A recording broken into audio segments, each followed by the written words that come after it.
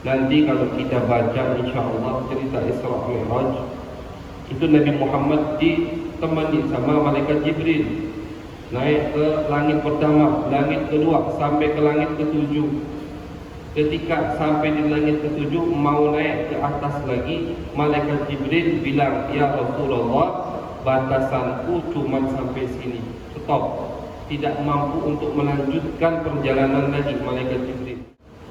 Di tempat itulah salat diwajibkan oleh Allah Subhanahu wa Ta'ala. Makanya ibadah salat memang ibadah yang sangat agung dan sangat luar biasa pahala.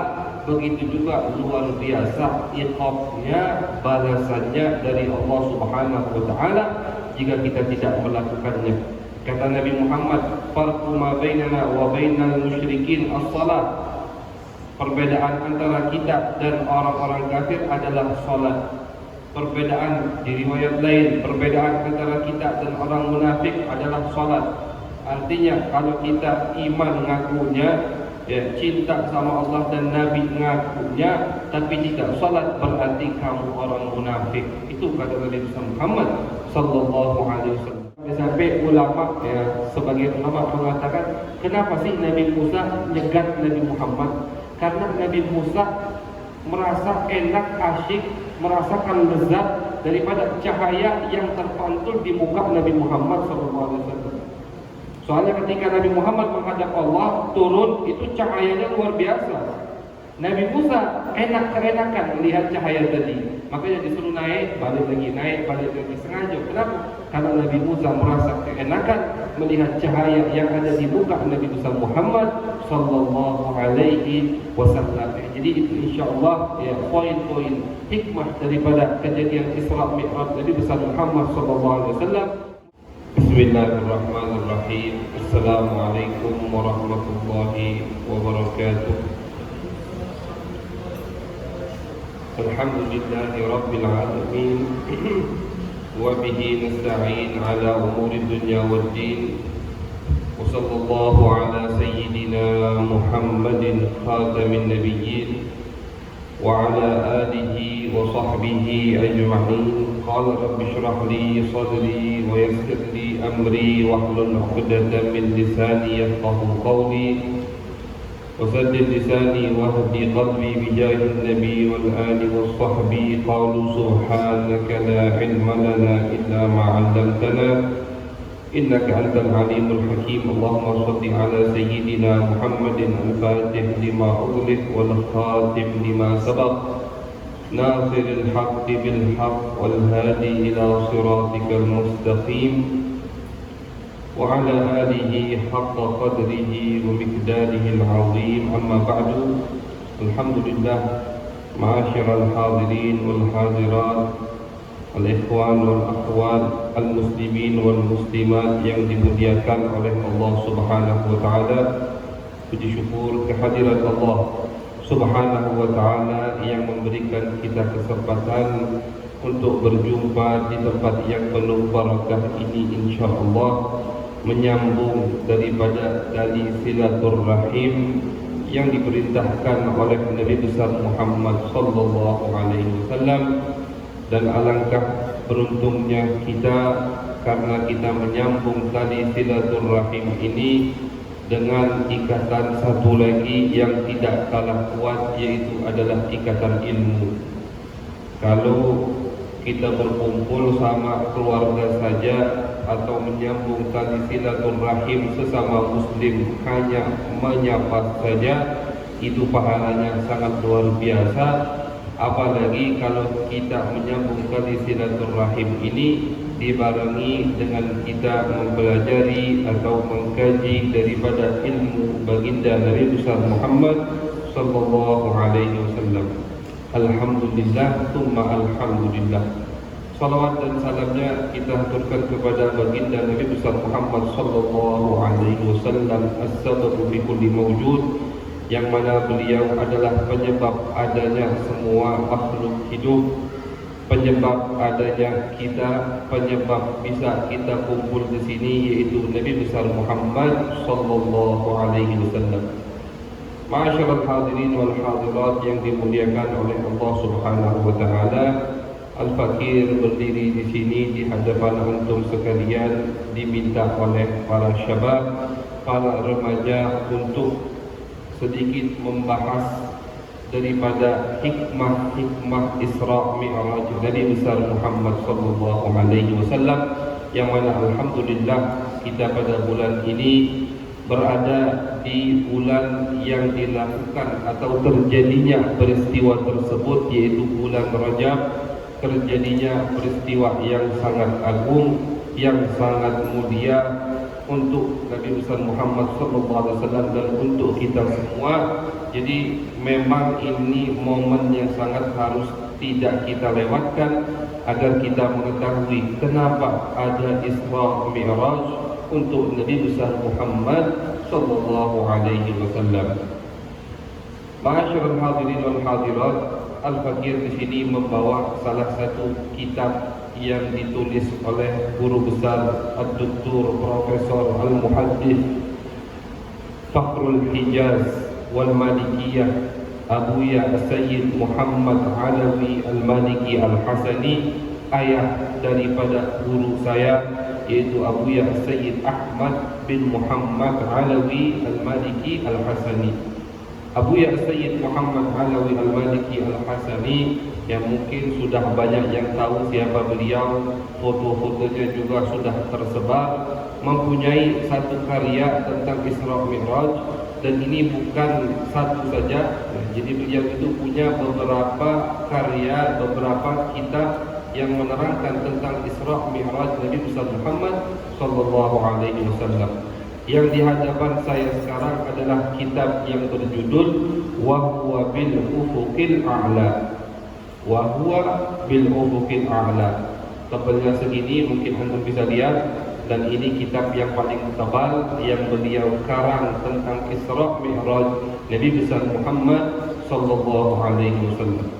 Jadi kalau kita mau mempelajari hikmah-hikmah Isra Mi'raj Nabi besar Muhammad, semua mau kita ketahui ya harus kita baca satu kitab full ini. Ya, cuman karena waktunya singkat, jadi Al-Fakir ya pilih beberapa hikmah atau pilih beberapa poin yang penting yang terkait dengan peristiwa Isra Mi'raj Nabi besar Muhammad sallallahu alaihi wasallam. Yang pertama, ma'asyiral hadirin wal hadirat, hikmah daripada Isra Mi'raj Nabi besar Muhammad sallallahu alaihi wasallam ini juga mungkin sudah sering ya guru-guru kita sampaikan, adalah untuk diwajibkannya satu ibadah yang mana satu ibadah tadi sangat mulia dan sangat berat untuk kita apabila kita tinggalkan ibadah tersebut, yaitu ibadah salat. Tidak ada ibadah yang diwajibkan oleh Allah Subhanahu wa taala kepada kita diwajibkan di dunia kecuali satu, yaitu salat. Maka salat ini diwajibkan oleh Allah Subhanahu wa taala dari atas sana dan Nabi juga di atas. Jadi kita ambil poin pertama, hikmah Isra Mi'raj Nabi besar Muhammad SAW yang pertama adalah karena Allah ingin mewajibkan kepada beliau dan kepada umatnya satu ibadah yang sangat mulia, yaitu salat 5 waktu.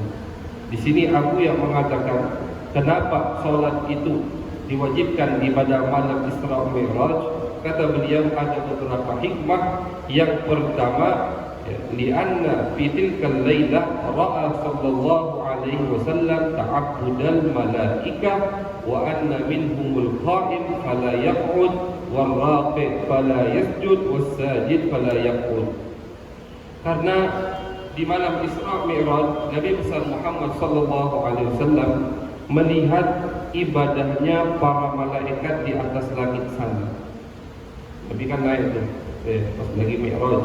Isra itu perjalanan di malam hari dari kota Makkah sampai ke Palestin, Baitul Maqdis.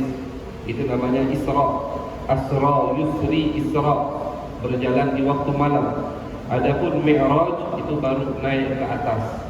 Araja ya'ruju urujan. mi'rajun, ya, naiknya Nabi dari Baitul Maqdis ke alam atas sana. Jadi ketika di alam atas sana, Nabi Muhammad SAW melihat bermacam-macam ibadah atau cara ibadah para malaikat Allah Subhanahu wa taala. Di antara mereka ada yang berdiri, tidak pernah duduk sama sekali. Jadi ibadahnya hanya berdiri di hadapan Allah Subhanahu wa taala. Ada lagi yang ibadahnya hanya ruku, tidak bergerak sama sekali. Diciptakan sama Allah Subhanahu wa taala hanya untuk ruku. Sampai nanti mereka semua meninggal, malaikat pun juga meninggal, dicabut nanti ruhnya sama Allah, tetap ruku. Ada lagi malaikat yang lain sujud, fala yaqud, sujud saja ibadahnya kepada Allah Subhanahu wa taala dan tidak duduk sama sekali sampai mereka nanti mati atau meninggal. Jadi kata Abu Ya, fajama Allah taala lahu wa li ummatihi tilkal ibadati kulliha. Maka Allah kumpulkan semua ibadah malaikat tadi untuk Nabi Muhammad dan untuk umat Nabi besar Muhammad sallallahu alaihi wasallam di dalam satu rakaat. Jadi ibadah salat kita satu rakaat ada qiyam, ada ruku', ada julus, juga ada sujud.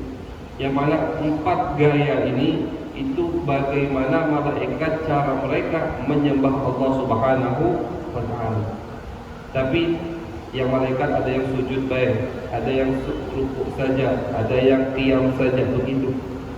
Kalau kita tidak digabung oleh Allah untuk umat Nabi besar Muhammad sallallahu alaihi wasallam. Jadi ketika Nabi Muhammad melihat ibadah mereka, diberilah sama Allah ibadah yang ibadah ini digabungkan oleh Allah Subhanahu wa taala. Kemudian termasuk hikmah kenapa salat diwajibkan di malam Isra Mi'raj, kata beliau, fihi tanbih ala fadliha haitsu lam tufrad illa fil hadratil muqaddasatil mutahharah. Menunjukkan bahwasannya, kata Abu Ya, bahwasannya ibadah salat itu ibadah yang sangat mulia. Kenapa sangat mulia? Karena tidak diwajibkan di dunia, melainkan ibadah tersebut diwajibkan fil hadratil muqaddasah al-mutahharah, di tempat yang paling mulia, di hadapan Allah Subhanahu wa taala. Nanti kalau kita baca insyaallah cerita Isra Mi'raj, itu Nabi Muhammad ditemani sama malaikat Jibril naik ke langit pertama, langit kedua, sampai ke langit ketujuh. Ketika sampai di langit ketujuh, mau naik ke atas lagi, malaikat Jibril bilang, ya Rasulullah, batasanku cuma sampai sini, stop, tidak mampu untuk melanjutkan perjalanan lagi, malaikat Jibril. Jadi ada satu tempat yang mana di situ tidak ada pernah makhluk masuk ke tempat tersebut. Jadi kata malaikat Jibril, sudah ya Rasulullah, sekarang antum jalan sendirian. Wallahi, kata malaikat Jibril, demi Allah, lau taqaddartu khutwatan ya lahtarak kama qala. Umpama aku melangkah selangkah lagi saja wahai Rasulullah, maka aku akan terbakar, kata malaikat Jibril. Jadi di tempat tidak ada yang pernah masuk ke situ kecuali Nabi kita, Nabi besar Muhammad sallallahu alaihi wasallam. Di tempat itulah salat diwajibkan. Di tempat itulah salat diwajibkan oleh Allah Subhanahu wa taala. Makanya ibadah salat memang ibadah yang sangat agung dan sangat luar biasa pahala. Begitu juga luar biasa iqabnya, balasannya dari Allah Subhanahu wa taala jika kita tidak melakukannya. Kata Nabi Muhammad, farqu ma bainana wa bainal musyrikin as-salat. Perbedaan antara kita dan orang-orang kafir adalah salat. Perbedaan di riwayat lain, perbedaan antara kita dan orang munafik adalah salat. Artinya kalau kita iman ngakunya, cinta sama Allah dan Nabi ngakunya, tapi tidak salat, berarti kamu orang munafik. Itu kata Nabi Muhammad sallallahu alaihi wasallam. Awwalu ma yuhasabu bihil 'abdu as-salat. pertama kali yang dihisab kelak nanti yaumul mahsyar oleh Allah Subhanahu wa taala adalah salat. Kalau salat kita lolos, salat kita jempol, salat kita bagus, maka semua amal kita akan lolos, kata Nabi Muhammad sallallahu alaihi wasallam. Tapi kalau sebaliknya, salatnya baik sudah mandek-mandek, salatnya saja sudah banyak pertanyaan jawaban dari Allah Subhanahu wa taala, maka faqad halak, kata Nabi Muhammad, maka orang tadi orang yang celaka karena salatnya saja sudah tidak beres. Kenapa? Kalau salat kita beres, amal kita pasti bagus. Karena di ayat Al-Quran Allah Subhanahu wa taala mengatakan, inna salata tanha 'anil fahsya'i wal munkar. Salat yang sesungguhnya, tapi salat yang sesungguhnya, salat yang syarat-syaratnya ada, salat yang dibarengi dengan khusyuk, maka salat tersebut akan mencegah kita untuk melakukan perbuatan maksiat, kata Allah Subhanahu wa taala. Itu janji dari Allah. Terus kalau misalkan sekarang ada orang yang bilang, Ustaz, sekarang kita semua salat, tapi kenapa masih banyak orang maling? Masih banyak yang salat itu maling, yang salat itu korupsi, Ustaz. Yang korupsi itu salat semua, Ustaz. Kenapa? Nah, itu salatnya bukan salat sungguhan, bukan salat yang betul-betul diterima oleh Allah Subhanahu wa taala. Karena di riwayat lain, di hadis lain, Nabi Muhammad mengatakan salat itu kalau tidak sempurna sama Allah, dibalikkan ke orangnya, tidak diterima. Salat ketika mau naik dan salat tidak sempurna, tidak ada khusyuknya, syurut-syurutnya, fardu-fardunya, rukun-rukunnya tidak sempurna, maka salat tadi dilemparkan kembali oleh Allah kepada orang yang salat, tidak diterima oleh Allah Subhanahu wa taala. Jadi sama saja dia tidak salat. Makanya jangan heran banyak sekarang orang yang salat, tapi orang yang salat itulah yang membuat kemungkaran, membuat kemaksiatan kepada Allah Subhanahu wa taala. Jadi kalau kita perbaiki salat kita, insyaallah semua urusan kita, baik itu urusan dunia atau urusan akhirat, insyaallah semua akan lancar saja. Amin ya rabbal alamin. Itu hikmah yang bisa kita petik daripada kejadian Isra Mi'raj Nabi Muhammad sallallahu alaihi wasallam. Adapun hikmah berikutnya, hikmah yang kedua, kenapa sih ada Isra Mi'raj Nabi Muhammad sallallahu alaihi wasallam? Kalau kita balik ke sejarah, ke kitab-kitab sejarah yang menerangkan sebab daripada Isra Mi'raj, kita akan ketahui bahwasannya Isra Mi'raj ini adalah piknik untuk Nabi Muhammad sallallahu alaihi wasallam, refreshing untuk Nabi Muhammad sallallahu alaihi wasallam. Karena kita semua tahu Nabi Muhammad sallallahu alaihi wasallam ketika di kota Makkah berdakwah dengan susah payah, dakwanya bukan disambut, bukan disanjung, bukan boro-boro disanjung, malah dilempari, dikatangi, dicaci maki. Siapa yang membela Nabi Muhammad SAW? Yang membela beliau istri tercinta, yaitu Sayyidah Khadijah Al-Kubra radhiyallahu anha. Di waktu-waktu yang sangat sulit untuk Nabi Muhammad, ada istri tercinta yang menjadi benteng untuk Nabi Muhammad. Semua harta Sayyidah Khadijah itu kaya, cantik, kaya. Semua harta yang beliau miliki itu beliau habiskan untuk di jalan dakwah Nabi besar Muhammad sallallahu alaihi wasallam. Umur beliau kasih buat khidmah kepada Nabi besar Muhammad sallallahu alaihi wasallam. Ketika Nabi Muhammad diganggu di luar, pulang ke rumah, ada seseorang bidadari yang mendinginkan hati beliau. Ada seorang istri tercinta yang meringankan beban Nabi besar Muhammad sallallahu alaihi wasallam. Sangat beliau cintai. Makanya ketika beliau sudah meninggal, Siti Khadijah, Nabi tidak pernah bisa melupakan Siti Khadijah.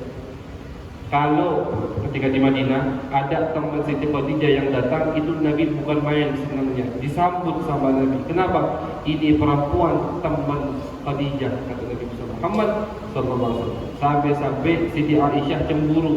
Istri muda cemburu. Sudahlah ya Rasulullah, namanya perempuan wajar cemburu. Sudahlah ya Rasulullah, Khadijah sudah meninggal, tidak ada. abdalakallahu khairan minha, engkau telah digantikan oleh Allah lebih baik dari dia. Maksudnya Siti Aisyah sendiri ya, karena Siti Khadijah waktu dinikahi sama Nabi janda ya, statusnya, sedangkan aku perawan. Apa kata Nabi Muhammad? Wallahi ma abdalani Allah khairan minha, demi Allah aku tidak pernah digantikan oleh Allah lebih baik dari Siti Khadijah. Itu yang katakan oleh Nabi Muhammad SAW untuk Siti Aisyah radhiyallahu. Jadi peran sangat luar biasa dari Siti Khadijah ya. Kemudian peran kedua yaitu dari paman Nabi Muhammad SAW yaitu Abu Talib yang membela mati-matian Nabi besar Muhammad SAW ya. Orang-orang kafir Makkah itu takut mau mengganggu Nabi Muhammad karena ada pamannya Abu Talib. Takut, kenapa? Soalnya orang terkemuka, punya nama, punya power Abu Talib ini. Jadi takut, Maka mau ganggu Nabi secara terang-terangan atau terlalu kasar, takut sama pamannya Abu Talib. Makanya ulama kita, wabil khusus ulama Al-Hijaz, semua guru-guru kita yang ada di kota Mekah, Al-Mukarramah dan Madinah Al-Munawwarah berpendapat bahwasannya Abu Talib paman Nabi Muhammad SAW itu min ahlil jannah, termasuk penghuni surga. Al-Imam Al-Muhaddits Al-Syekh Al-Kabir Mufti Mekah Al-Mukarramah Ahmad Zaini Dahlan. Ahmad Zaini Dahlan ini ulama terbesar di kota Mekah Al-Mukarramah. Murid beliau, termasuk murid daripada murid beliau adalah Sayyid Abbas, kakek Sayyid Muhammad. Sayyid Abbas punya anak Sayyid Alawi, Sayyid Alawi punya anak Sayyid Muhammad. Sayyid Muhammad pengarang kitab ini. Jadi Sayyid Abbas tidak langsung belajar sama Sayyid Ahmad Zaini Dahlan, tapi belajar sama muridnya daripada guru Sayyid Ahmad Zaini Dahlan. Semua sanad Mekah dan Madinah itu kembali kepada Sayyid Ahmad Zaini Dahlan ya, Mufti Asy-Syafi'iyah, bermadhab Asy-Syafi'i, sangat terkenal. Beliau mempunyai kitab yang berjudul Asnal Matalib fi Najati Abi Talib ya. Beliau menguraikan di dalam kitabnya tersebut dalil-dalil akli ya, secara logika atau nakli secara nusus, nas, ayat-ayat atau hadis-hadis yang menguatkan bahwasannya paman Nabi besar Muhammad SAW Abu Talib itu min ahli jannah, termasuk orang-orang yang masuk ke surganya Allah Subhanahu wa Ta'ala. Tidak perlu dalil, kalau kita mau tahu baca saja sejarahnya. Lihat dari Nabi mengajak orang ke agama Islam sampai Abu Talib meninggal, beliau selalu membela Nabi besar Muhammad SAW. Jadi dua orang ini yang sangat mendukung Nabi besar Muhammad SAW, yang dijadikan sama Nabi Muhammad SAW sandaran untuk berdakwah di jalan Allah Subhanahu wa Ta'ala. Di tahun yang sama ya, bahkan ada riwayat di bulan yang sama, dua-duanya dipanggil sama Allah Subhanahu wa Ta'ala. Pertama Siti Khadijah meninggal, kemudian pamannya Abu Talib meninggal. Bayangkan sedihnya kayak apa Nabi besar Muhammad SAW ya. Dua dekeng yang sangat luar biasa itu diambil sama Allah Subhanahu wa Ta'ala. Maka yang dinamakan tahun tersebut adalah Amul Huzun, tahun sedih. Kenapa sedih? Nabi Muhammad sangat sedih di tahun tersebut. Istrinya meninggal, pamannya juga meninggal. Yang mana pamannya ini seperti ayahnya yang mengasuh Nabi dari kecil ya, diambil sama Allah Subhanahu wa Ta'ala. Oh, bukan main senang orang kafir Mekah, tambah jadi ngambul Nabi Muhammad. Yang tadinya tidak berani begini jadi berani, yang tadinya agak nahan tidak ditahan lagi, diganggu sangat luar biasa Nabi besar Muhammad sallallahu alaihi wasallam. Maka dari situlah Allah Subhanahu wa Ta'ala akhirnya ingin menghibur Nabi Muhammad ya, diadakanlah rihlah Isra wal Mi'raj, perjalanan Isra Mi'raj untuk menyenangkan, untuk menghibur hati orang yang sangat dicintai oleh Allah Subhanahu wa Ta'ala, yaitu Nabi besar Muhammad sallallahu alaihi wasallam. Jadi kalau kita mau ambil hikmah Isra Mi'raj, semua hikmah Isra Mi'raj itu kembali kaitannya kepada Nabi besar Muhammad SAW. Menampakkan, Allah ingin menampakkan, ingin menunjukkan kepada kita ya qadar atau besarnya, agungnya kedudukan Nabi besar Muhammad SAW di sisi Allah Subhanahu wa ta'ala. Jadi itu hikmah atau kita bisa jadikan poin kedua kenapa adanya Isra Mi'raj, yaitu untuk menghibur daripada Nabi besar Muhammad sallallahu alaihi wasallam. Kemudian poin ketiga yang Al-Faqih simpulkan dari kitab Abu Ya ini, yaitu tadi hikmah daripada Isra Mi'raj ini tidak lain selain menunjukkan ya, atau menampakkan, memberitahu kita kemuliaan Nabi besar Muhammad sallallahu alaihi wasallam. Bukan sembarang nabi yang kalian ikuti, bukan sembarangan manusia yang kalian cintai, tapi manusia ini manusia yang paling aku cintai, kata Allah, yang paling aku agungkan, yaitu Nabi besar Muhammad sallallahu alaihi wasallam. Kita akan menguraikan beberapa ayat di dalam surat An-Najm, atau pertama kali sebelum surat An-Najm di surat Al-Isra. Allah Subhanahu wa taala mengatakan di dalam surat Al-Isra, Subhanalladzi asra bi'abdihi lailan minal masjidil harami ilal masjidil aqsa. Jadi kalau kita ambil semua ayat-ayat yang berkaitan dengan Isra Mi'raj di dalam Al-Quran, maka kita akan mendapati di setiap ayat tersebut ada pujian yang khusus untuk Nabi Muhammad sallallahu alaihi wasallam dari Allah Subhanahu wa taala.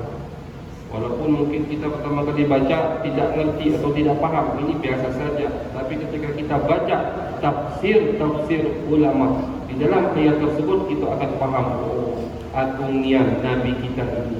Kenapa sangat dimuliakan oleh Allah Subhanahu wa taala. Yang pertama tadi di surah Al-Isra, Subhanalladzi asra bi'abdihi lailan. Maha suci Allah Subhanahu wa taala yang mengisra mi'rajkan bi'abdihi, hambanya. Kenapa disifati dengan abdun, bukan binabiyihi atau bi rasulihi atau bi habibihi? Bi'abdihi, abdun itu artinya hamba. Seharusnya bisa Allah mengatakan Subhanalladzi asra binabiyihi, nabi, atau bi rasulihi, rasul Nabi Muhammad, atau bi habibihi, kasih Allah, tapi tidak. Yang Allah gunakan bi abdihi lailan. Kata ulama ya, lianna wasfahu bil ubudiyah al mudhafah ila Allah taala asyraful maqamat. Karena maqam yang paling tinggi adalah maqam ketika kita ya meresapi atau mempraktekkan bahwasanya kita ini benar-benar hamba Allah Subhanahu wa taala. Semakin kalau kita pengen tahu kita ini naik maqam atau tidak, lihat hati kita. Semakin kita merasa kalau kita ini betul-betul hamba Allah Subhanahu wa taala, semakin naik maqam kita di sisi Allah Subhanahu wa taala.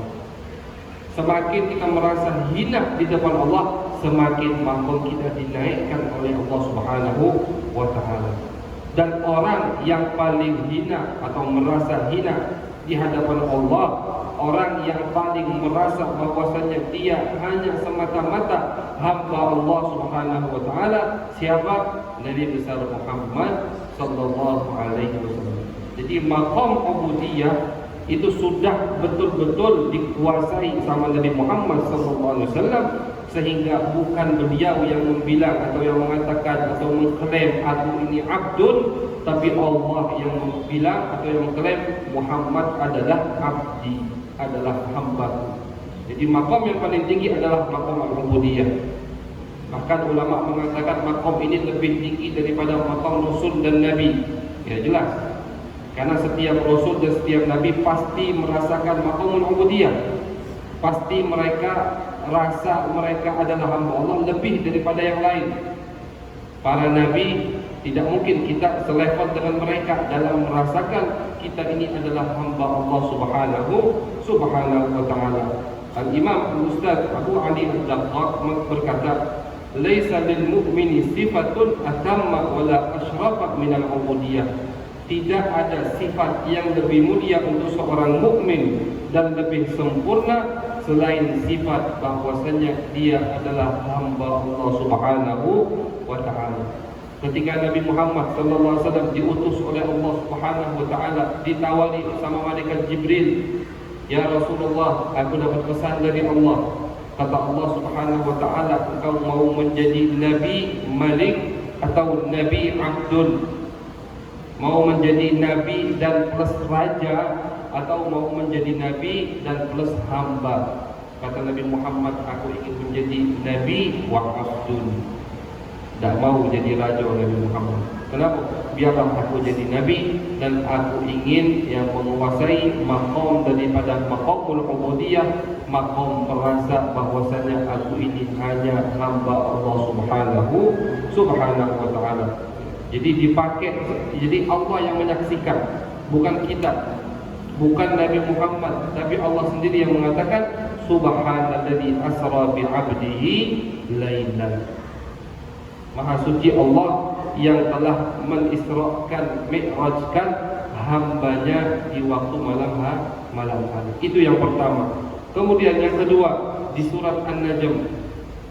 Kalau kita baca atau kita buka Al-Quran di surat An-Najm, itu mungkin 10 ayat kurang lebih menjelaskan atau menerangkan bagaimana Isra Mi'raj Nabi besar Muhammad sallallahu alaihi wasallam.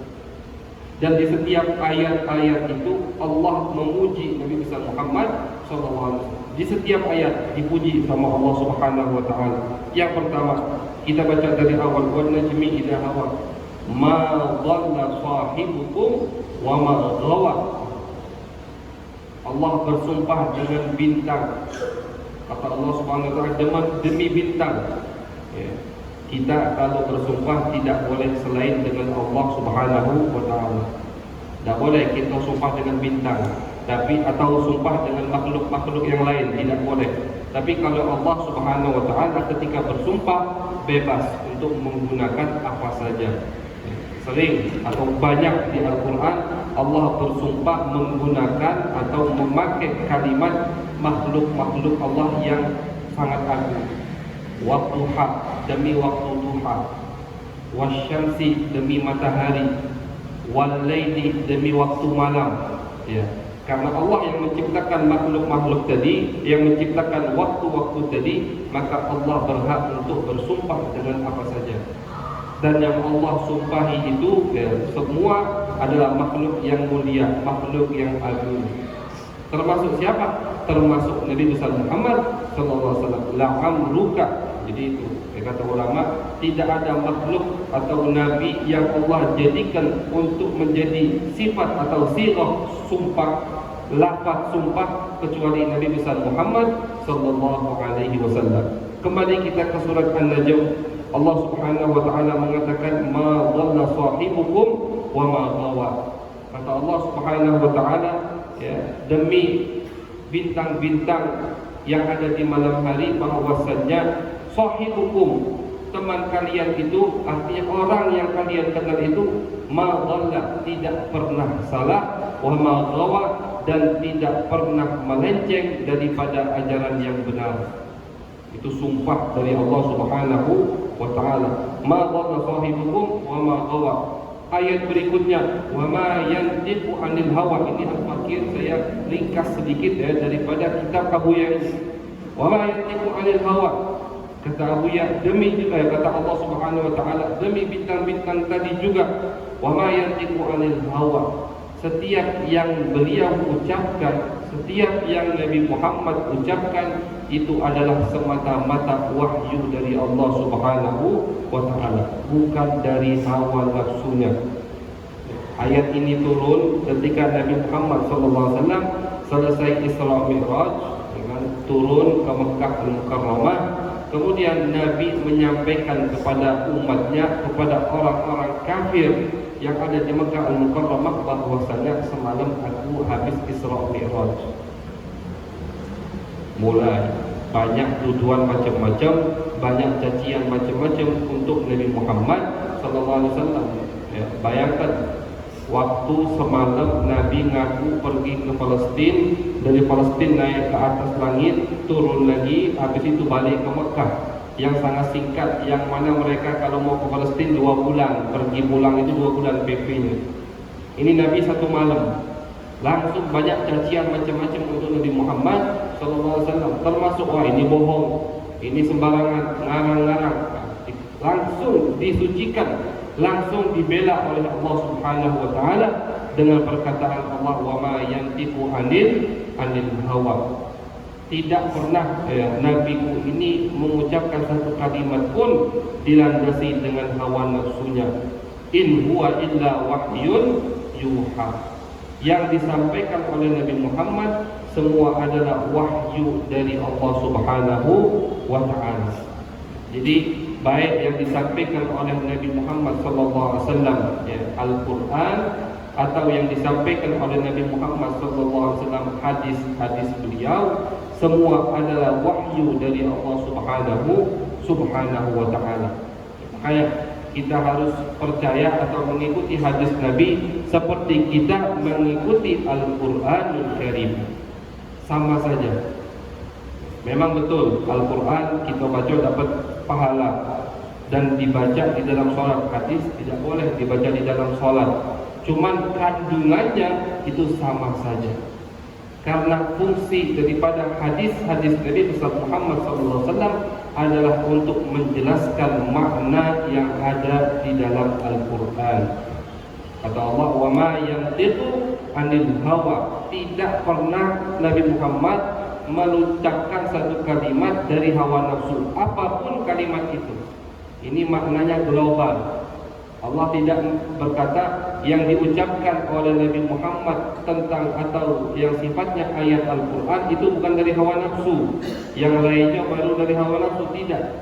Kata Allah, semua yang diucapkan oleh beliau adalah wahyu dari Allah Subhanahu wa ta'ala. Makanya ketika kita baca Ifan al-Hadis, ulama hadis itu membagi yang diucapkan oleh Nabi Muhammad.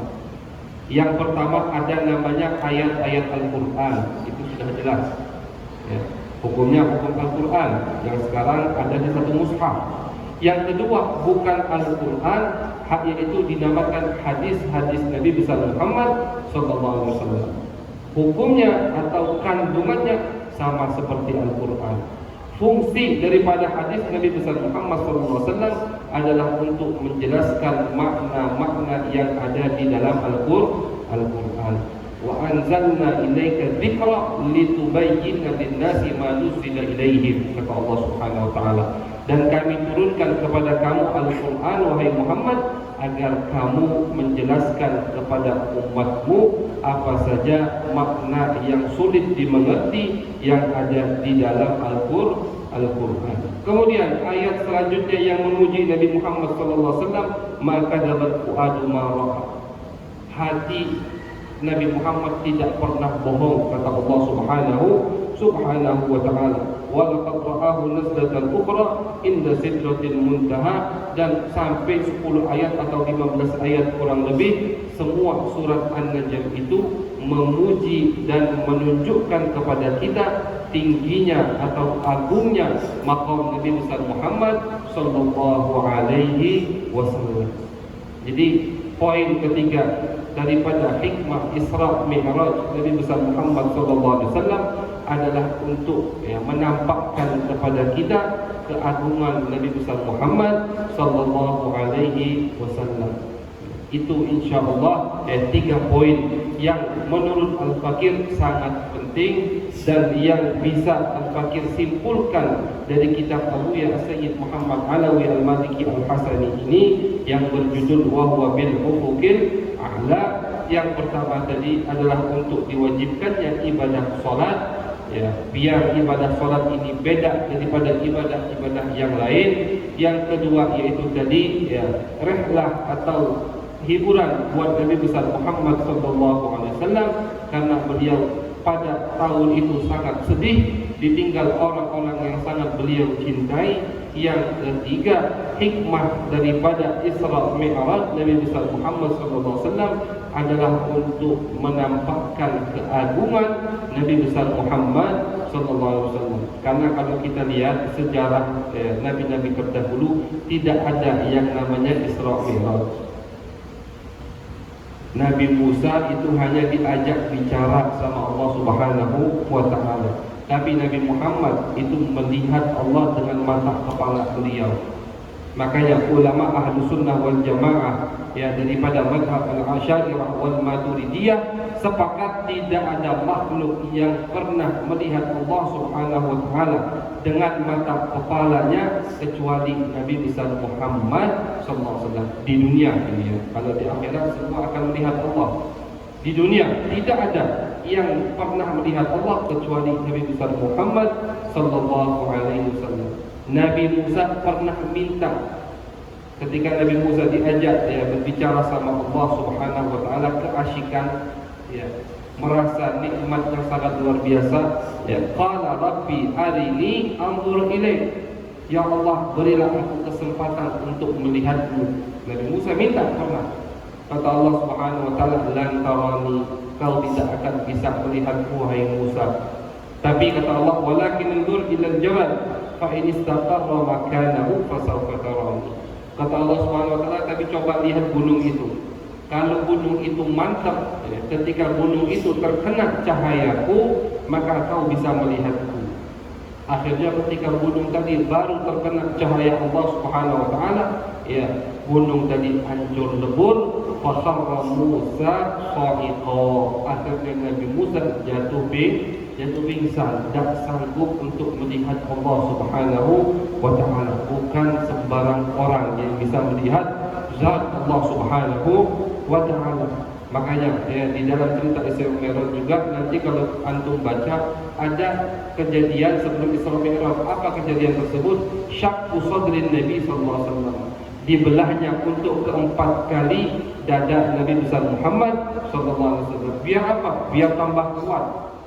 Dibersihkan lagi, ditambah cahaya lagi. Kenapa? Karena ini mau menghadap Allah Subhanahu wa Ta'ala, menghadap alam yang sangat di luar watak manusia. Makanya dibelah lagi dada Nabi Muhammad jadi pembelahan dada Nabi Muhammad itu ada 4 kali. Yang terakhir ketika Nabi Muhammad mau Isra Mi'raj, dan hikmahnya kata ulama biar Nabi Muhammad ini kuat untuk menghadap Allah Subhanahu wa Ta'ala, yang mana Nabi Musa baru melihat cahayanya saja sudah pingsan. Tapi Nabi Muhammad naik ke atas, melihat Allah Subhanahu wa Ta'ala, berbicara dengan Allah bukan sekali, bahkan sampai 50 kali, sampai 5 atau 10 kali. Soalnya salat itu diwajibkan 50 rakaat. Akhirnya Nabi Muhammad turun ke Nabi Musa. Kata Nabi Musa, minta keringanan. Itu kan naik lagi ke atas, ketemu lagi. Turun lagi, naik lagi, turun lagi, naik lagi. Tiap naik turun itu Nabi Muhammad ketemu sama Allah Subhanahu wa Ta'ala. Sampai-sampai ulama sebagai ulama mengatakan, kenapa sih Nabi Musa nyegat Nabi Muhammad? Karena Nabi Musa merasa enak, asyik, merasakan lezat daripada cahaya yang terpantul di muka Nabi Muhammad SAW. Soalnya ketika Nabi Muhammad menghadap Allah turun, itu cahayanya luar biasa. Nabi Musa enak-enakan melihat cahaya tadi, makanya disuruh naik, balik lagi, naik, balik lagi, sengaja. Kenapa? Karena Nabi Musa merasa keenakan melihat cahaya yang ada di muka Nabi Musa Muhammad sallallahu alaihi wasallam. Jadi itu insyaallah poin-poin hikmah daripada kejadian Isra Mi'raj Nabi besar Muhammad sallallahu alaihi wasallam. Mudah-mudahan kita diberikan keberkahan dan diberikan oleh Allah Subhanahu wa Ta'ala madad pemberian yang Allah berikan kepada Nabi Muhammad sallallahu alaihi wasallam, sehingga kita kena daripada cahaya tersebut bisa menerangi jalan kita, yang mana jalan kita di zaman akhir ini sangat gelap, sangat berbahaya sekali. Amin amin ya rabbal alamin. Wassalamualaikum warahmatullahi wabarakatuh.